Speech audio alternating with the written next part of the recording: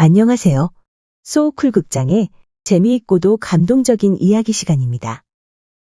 오늘은 2, 3년 전에 업로드한 이야기 중에서 내용과 함께 특히 재미있다고 반응이 좋았던 이야기를 골라서 수정한 다음 올립니다. 늙은 호라비를 짝사랑한 공주와 다른 사람보다 간이 큰 덕분에 도깨비를 만나 장가들고 부자된 총각 두 편을 골랐습니다. 구독과 좋아요 그리고 알람 설정 부탁드립니다. 재미있고도 좋은 글로 보답하겠습니다. 첫 번째, 늙은 호라비를 짝사랑한 공주 이야기입니다. 17, 8세기 무렵 조선시대 이야기다. 왕의 무남동녀 외동딸이자 팔도에서 제일 가는 미인이라고 소문이 자자한 공주가 나이 듬직한 호라비 정승에게 홀딱 빠졌다. 공주는 바야흐로 갓 피어나는 청춘, 그야말로 낭낭 18세였다. 그런 공주가 반에서 죽자 살자는 남자가 40이 넘은 중늙은이 그것도 이가 서말이라는 호라비가 아닌가.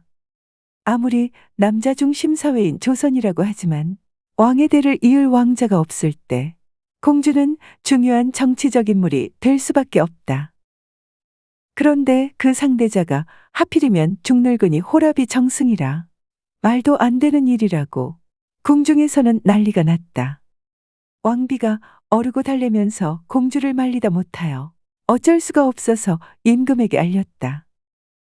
왕비의 귀띔에 왕은 빙그레 미소를 지었다.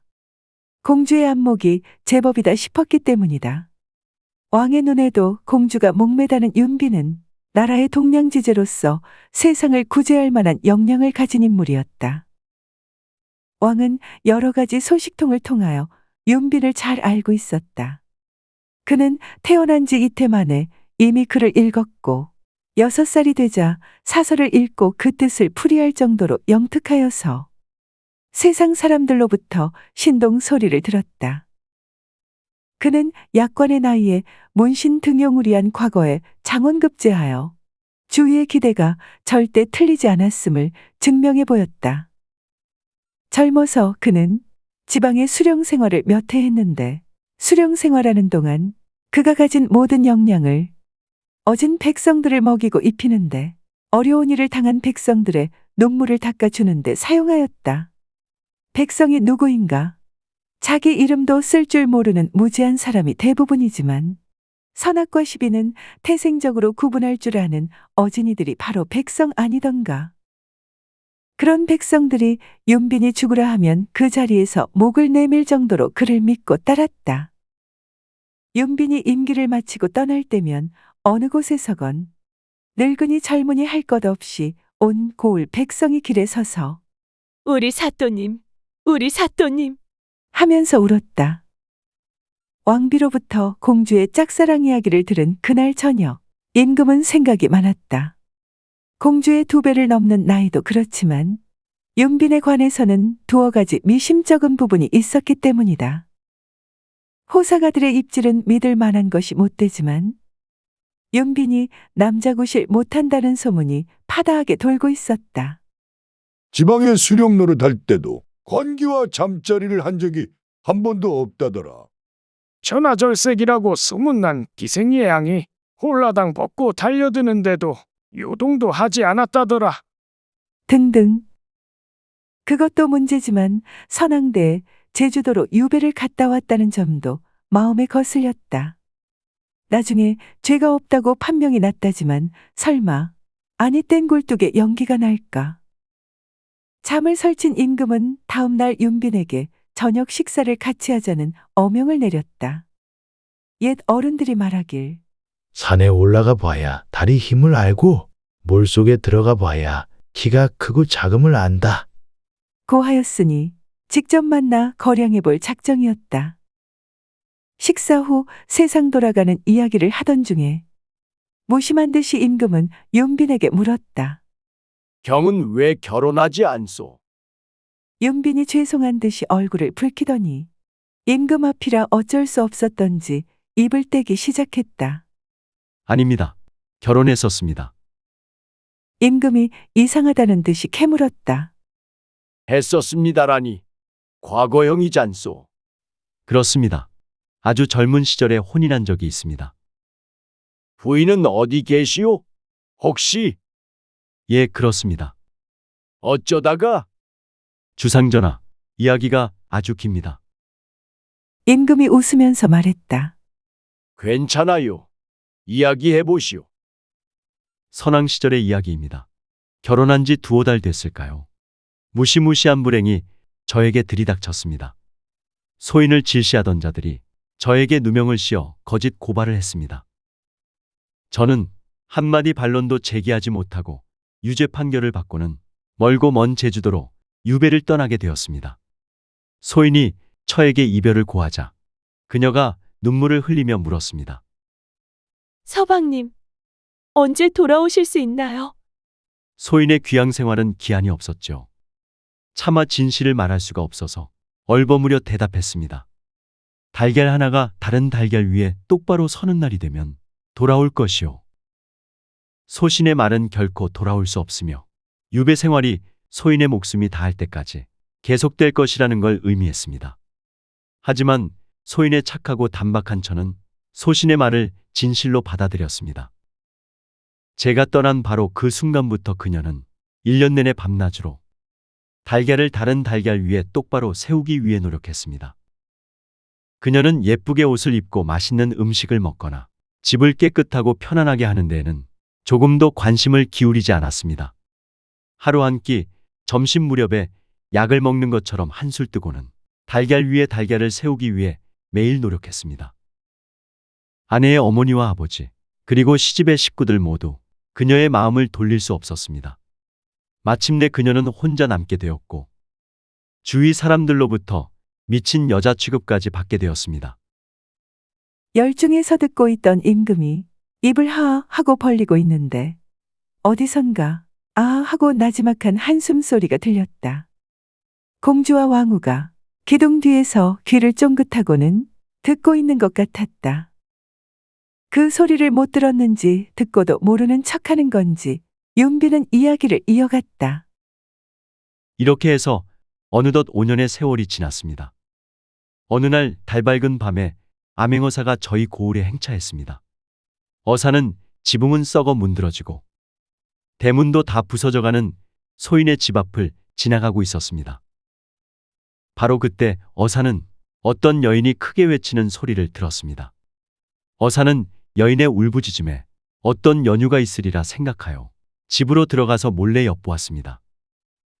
어사는 소인의 아내가 방 안에서 2개의 달걀을 뚫어지게 쳐다보며 손뼉치면서 기쁘게 웃는 것을 볼 수 있었습니다. 어사는 문을 열고 제 아내를 나무랐습니다. 이 야심한 시각에 양가의 부인이 왜 이리 소란스럽게 웃는 것이오? 그러다가 이상한 생각이 들어서 어사는 되물었습니다. 왜 그렇게 손뼉을 치고 있는 것이오? 오늘 밤 아주 기쁜 일이 있나 보. 소인의 아내는 어사를 보고 매우 기뻐서 웃음을 참지 못하면서 대답했습니다. 나으리, 바로 전에 2개의 달걀이 똑바로 섰습니다. 하나의 달걀 위에 다른 하나의 달걀이 말입니다. 저는 그것을 이루려고 5년 동안이나 고생했습니다. 그러다가 오늘 밤 드디어 성공한 것입니다. 그러니 이제 저의 지아비가 돌아올 것입니다. 어사는 아내의 말에 당황했고 제 아내에게 어찌 된 일인지 자초지종을 설명해달라고 했습니다.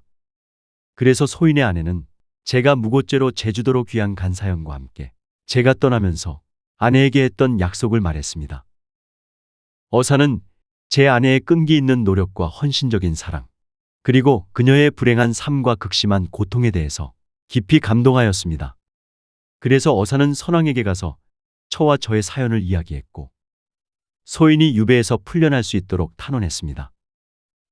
선왕은 소인의 방면을 흔쾌하게 허락했고 저는 곧 집으로 돌아왔습니다. 아내는 저를 만난다는 기쁨에 가득 차서 대문 앞에서 며칠 동안이나 소인을 기다렸습니다. 그러나 저를 보는 순간 저는 실신하여 눕게 되었고 다시는 회복하지 못했습니다. 하 하고 임금이 숨을 쉬는 것과 동시에 기둥 뒤에서도 한숨이 새어나왔다. 윤비는 어디라고 할 것 없이 시선을 멀리 둔 채 말했다. 큰 소리로 말하는 것을 보니 기둥 뒤에 있는 사람들에 대해서도 눈치챈 것 같기도 하다. 저는 제 처에게 평생 갚아도 다 갚지 못할 엄청난 빚을 지고 있습니다. 주상 전하, 제 소원은 딱 하나입니다. 다음 세상에 태어나서도 제 아내와 다시 혼인하는 것입니다. 그렇게 하려면 이번 생에는 소인이 달걀 위에 달걀을 쌓아야 합니다. 그러니 어찌 다른 여자에게 소인이 눈길을 줄 수가 있겠습니까? 임금이 크게 한숨을 쉬더니 말했다. 다음 생에 내가 다시 태어날 수만 있다면 경의 아들로 태어나고 싶소이다. 그렇게 하려면 엄청난 복덕을 쌓아야 하겠지요. 어떻게 하면 되겠소?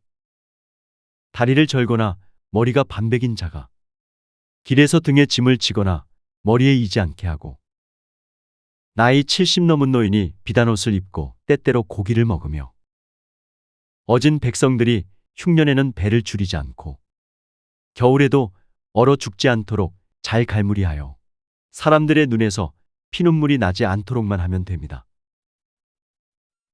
두 번째, 도깨비 덕에 장가들고 부자된 강큰 총각 이야기입니다. 어떤 사내가 산길을 헤매고 있었다. 그 사람은 나무를 해서 저자에 팔아 늙은 어머니를 봉양하느라고 나이가 찼는데도 아직 장가를 못 간, 하지만 창피해서 상투를 튼 강총각이었다. 나무하느라 시간 가는 줄 모르고 산속을 헤매다 보니 해가 졌고 그 바람에 길을 잃은 것이다. 총각은 저 스스로 자기의 멍청함에 화가 나서 툴툴거리면서 어디 자고 갈 데가 없을까 하고 사방을 둘러보다가 외진 곳에 기와집이 있는 것을 보고 그곳으로 찾아갔다. 대문을 두드리니 한참 있다가 관연한 처녀가 나왔다. 내외를 한 채 총각은 말했다. 길을 잃어서 그러는데 하룻밤만 신세를 집시다. 헛간이라도 줬소이다. 처녀가 대답했다. 아니 됩니다. 다른 곳으로 가보세요. 화가 난 강총각이 불끈거렸다. 아니 그게 무슨 말이오? 어른 계시면 나와보라고 하시오. 사람 인심이 이래서야 어디 쓰겠소? 처녀는 머뭇거리더니 입을 열었다. 어른은 아무도 안 계십니다. 아니 이렇게 넓은 집에 혼자 산단 말이오? 강총각의 말이 끝나기도 전에 처녀는 울음을 터뜨렸다. 원래는 부모님 모시고 형제들과 함께 오순도순 잘 살았습니다. 그런데 얼마 전부터 도깨비가 때로 나타나 가족들을 모두 죽였습니다. 아니 그게 무슨 말이오? 처녀가 서럽게 울면서 말을 이었다. 다 죽고 저만 남았는데 오늘 밤이 제가 잡혀갈 날입니다. 그러니 다른 곳을 알아보십시오. 여기 계시다가는 괜히 귀한 목숨만 잃습니다. 강총각이 힐끗 곁눈으로 처녀를 보니 우는 모습이 달빛 아래 한 떨기 꽃과 같았다. 그래서 에라 모르겠다. 남자는 배짱이지하고는 큰 소리를 탕하고 쳤다. 염려 붙들어 매시오. 내가 그놈들을 모두 쫓아내겠소. 총각은 처녀를 방 안에 얌전하게 있으라고 시키고는 대낮처럼 대청에 불을 훤히 밝힌 다음 마침 지니고 있던 각시탈을 쓰고 이마 쪽에다 부적까지 붙이고는 떡하고 버티고 앉았다. 한밤중이 되자 도깨비 무리가 나타났다. 대장 도깨비가 계급이 가장 낮은 졸개 도깨비 보고 처녀를 잡아 오라고 명령했다. 졸개 도깨비는 대청으로 올라가다가 무서운 사람이 앉아있는 것을 보고 기겁을 하고 에구구! 하고는 도망쳐 나왔다. 그러고는 대장 도깨비에게 흉악하게 생겼는데 사람 같기도 하고 아닌 것 같기도 한 이상한 물건이 대청에 떡 버티고 있어서 처녀를 잡아오지 못했다고 고했다. 대장 도깨비는 조금 더 센 도깨비를 보냈다. 이 도깨비도 무서워서 도망쳐 나왔다. 힘이 더 센 다른 도깨비를 보냈다. 이 녀석도 역시 도망쳐 나왔다. 할 수 없어서 대장 도깨비 자신이 갔다. 대청에 가보니 무서운 괴물이 앉아있을 뿐만 아니라 머리에 부처님의 부적까지 있는 것을 보고 너무 놀라서 오줌을 지리다가는 그 앞에 꿇어 앉아서 무조건 살려달라고 빌었다. 강 총각이 목소리를 높여 꾸짖었다. 너희는 도대체 어떤 도깨비이길래 이 집 사람들을 다 잡아 죽였느냐? 대장도깨비가 두 손을 모은 채 서서 공손하게 대답했다. 저희는 원래 이 집 장독대 밑에 파묻혀 있는 금은보화입니다. 그런데 물건이 오래되면 원이 쌓이고 쌓여서 도깨비가 됩니다. 우리는 금은보화가 변해서 된 도깨비입니다. 금은보화 도깨비라. 아마 우리를 파묻은 도적놈이 파묻은 사실을 잃어버리고 죽은 것 같습니다. 아니면 감옥에서 죽었을 것입니다. 그동안 집주인이 몇 번이나 바뀌었습니다. 몇백 년 동안 장독대 밑에 파묻혀 있었으므로 너무 갑갑하고 힘들어서 파내어서 세상 바람 좀 쐬게 해달라고 이 집 사람들에게 부탁하러 왔었습니다.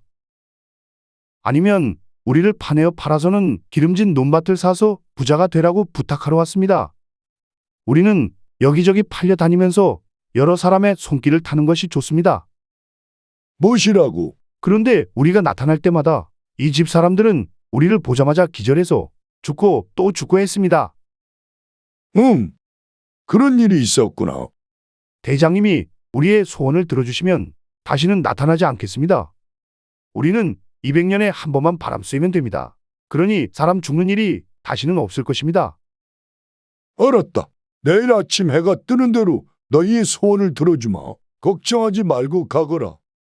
강 총각은 도깨비들을 돌려보내고 안방으로 가서 처녀를 만나 들은 대로 말을 전했다. 다음 날 강 총각과 처녀는 묻혀있던 항아리를 파내어 수많은 금은보화에 바깥바람을 쐬게 해주었다. 일을 마치고 강 총각이 집으로 가는데 처녀가 막무가내로 따라 나섰다. 못 이기는 채 했지만 바라던 바라 속으로는 헤헤거리면서 집으로 데리고 갔다.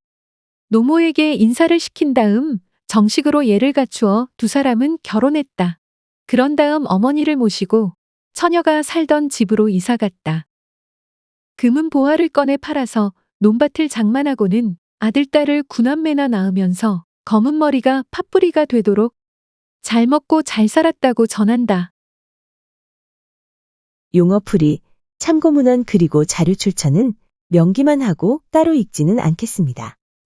양지해 주시기를 바랍니다.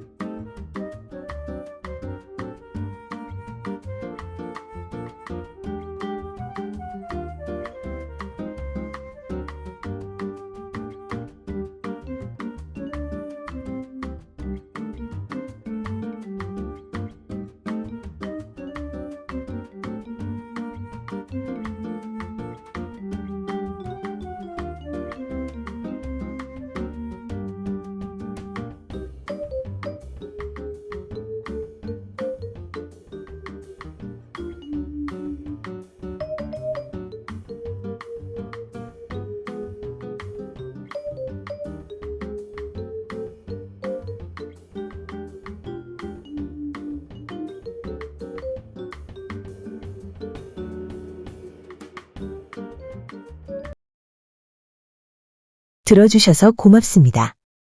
소쿨극장은 일주일에 2번, 매주 화요일과 토요일 오전 11시 전후에 이야기 올리는 것을 원칙으로 합니다. 하지만 여건이 되면 목요일에도 가끔 올리겠습니다. 반면에 쇼츠는 틈을 봐서 일주일에 3편 정도만 올리도록 하겠습니다. 고맙습니다. 다음에 만날 때까지 건강하시기를 기원합니다.